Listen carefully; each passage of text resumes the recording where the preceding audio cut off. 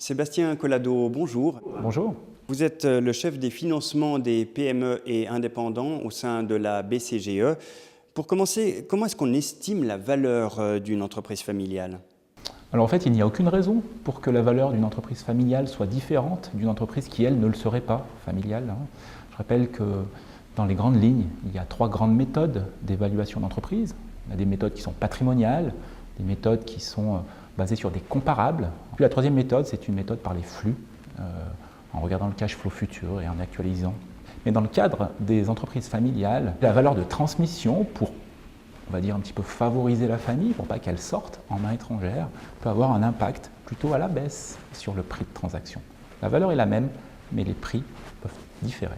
Faut-il préparer la transmission d'une entreprise familiale différemment d'une autre société? Exactement.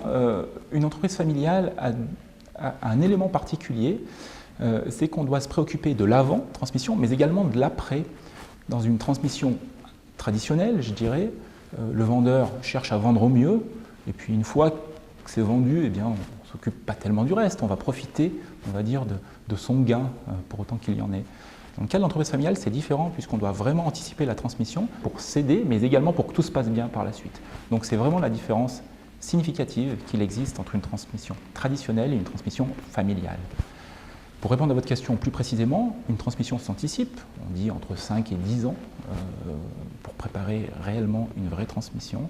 L'identification du ou des repreneurs dans une fratrie, lequel va reprendre, lesquels vont reprendre, la gestion peut-être des frustrations, tout ça, le chef d'entreprise doit se poser la question sur ces dimensions et trouver la bonne réponse qui est adaptée à son schéma. Nous n'avons pas de légitimité à conseiller tel ou tel schéma.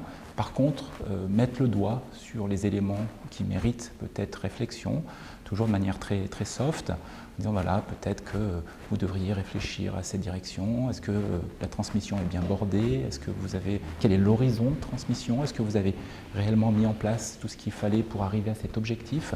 Voilà, nous intervenons un petit peu comme des candides, je dirais, posant quelques questions qui doivent faire réfléchir, mais en aucun cas donner des conseils. Le chef d'entreprise doit décider, et il décide seul de sa stratégie, rarement avec ses banquiers, en tout cas sur ces sujets-là. Sébastien Collado, merci beaucoup d'avoir répondu à nos questions. Merci.